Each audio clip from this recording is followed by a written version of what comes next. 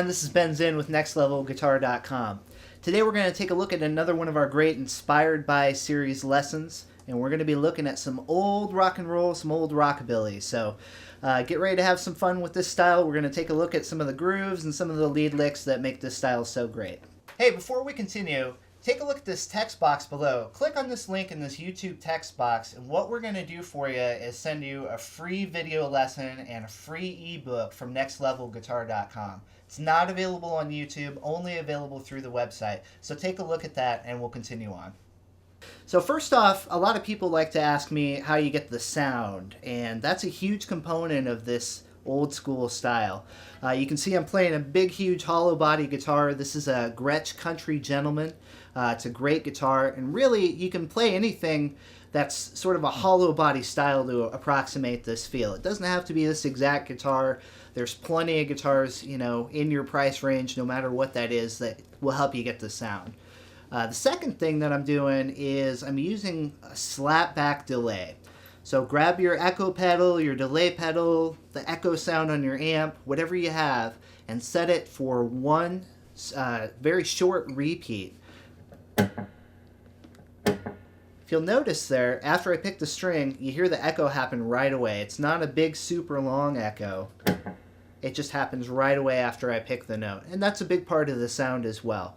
So to get that sound, you'll just adjust the time or delay on your knob, or whatever you have there, so it's very short, and get what we call that slap back echo. And the last component, of course, your amp, a good tube amp with maybe just a tiny little bit of gain on it. No heavy metal distortion or anything for the old rock and roll. We'll save that for 30 or 40 years later. Just a little bit will go a long way for this style. Okay, so now that we have our gear in order, let's take a look at some of the rhythm ideas that go into some of the grooves for this old-time music. What I'm going to do, I'm going to be playing in the key of C here, and I'm basically going to repeat the same idea in 3 different positions, over 3 different chords.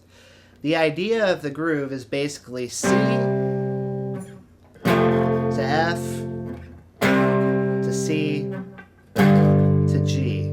But instead of just strumming those chords, I'm going to play a riff and transfer those to those 3 different positions of those 3 different keys.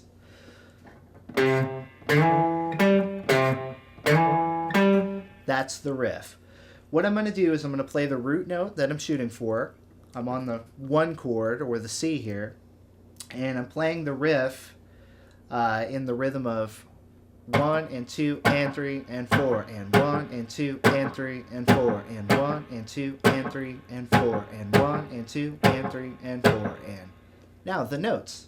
We'll start on the root note, and we'll do a quick little grace note slide up here to my E note, 7th fret, and I'll end up on the 4th string, 5th fret. Basically 3 notes, one of them you kind of slip into with the slide. And we play it with that rhythm that I detailed earlier. So once you have a feel for that, you pretty much got the whole thing. We're just going to take that exact same riff and move it to our other locations. Starting on F now. Same intervals, looks the same, played the same, just starting from a different point now.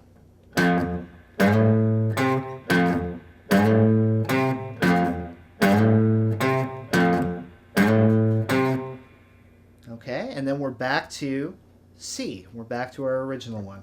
Now I'm going to play on G.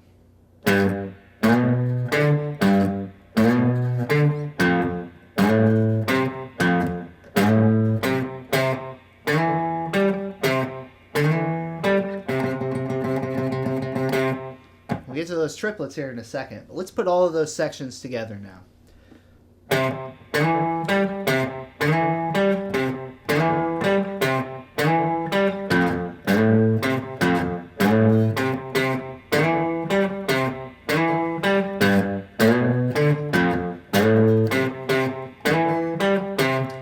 So 4 measures on the C, 2 measures on the F, 2 measures on the C, 1 measure on G, or one time on the riff, one measure on the F, one measure on the C.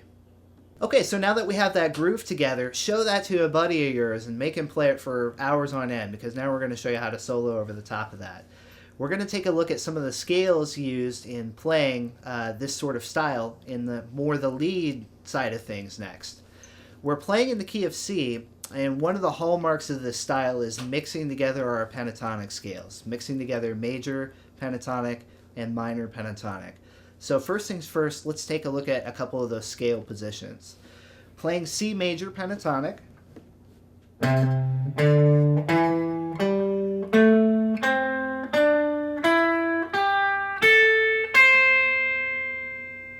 And kind of in the same neighborhood, C minor pentatonic.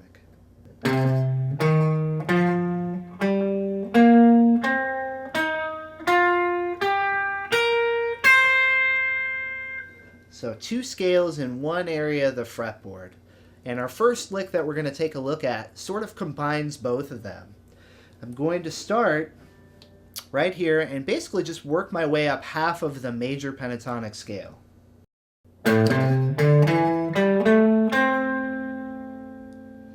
Okay, now I'm going to switch gears and finish ascending, but this time switch to the minor pentatonic scale.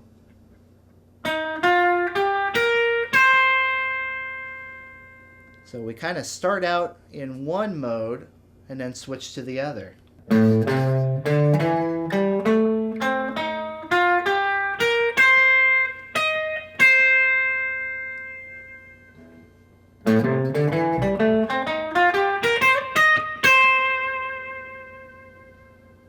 So it kind of gives it a unique sound when we change gears, we change keys halfway in the middle of a lick. The same thing can happen anywhere on the neck if you can see your major pentatonic and your minor pentatonic kind of overlapping one another. So let's see what happens with that up in a different part of the neck now. So starting here, I have my C major pentatonic.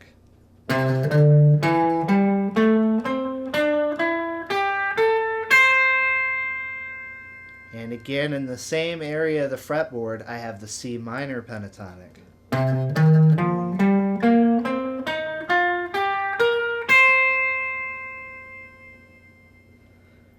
Now, there's a lot of really cool stuff that you can do to start combining those. This is a hallmark of the rockabilly style. This little two-note double stop right here is used all the time. If you analyze that, you'd say to yourself, those notes aren't in a scale that I know. Well, that's because they're kind of taken out of both. This note comes from the major pentatonic. This one comes from the minor pentatonic. Sounds pretty cool when you mix them together.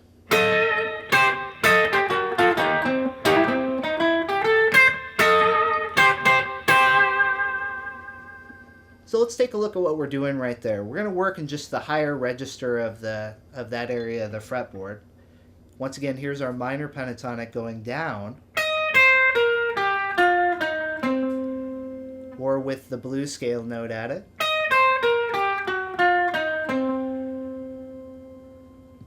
And here is the major pentatonic going down.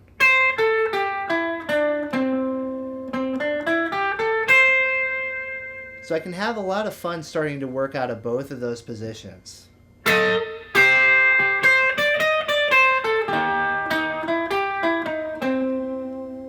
And instantly we kind of hear that old school sound when we mix those together.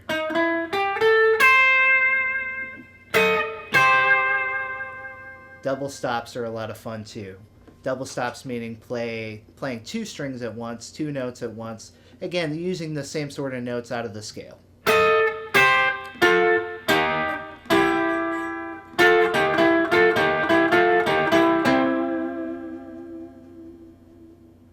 Okay, so now that we've learned some of those lead ideas, the best way to practice it is to try jamming it over the progression.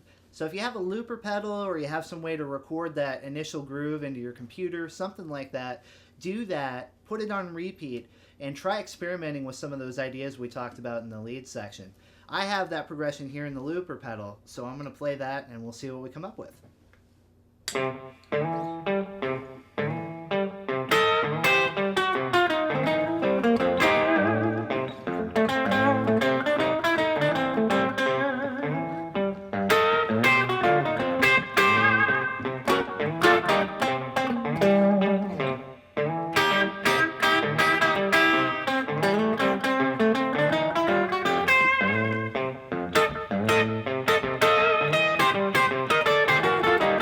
right, everyone. Thanks again so much for joining us today. My name's Ben Zinn for nextlevelguitar.com.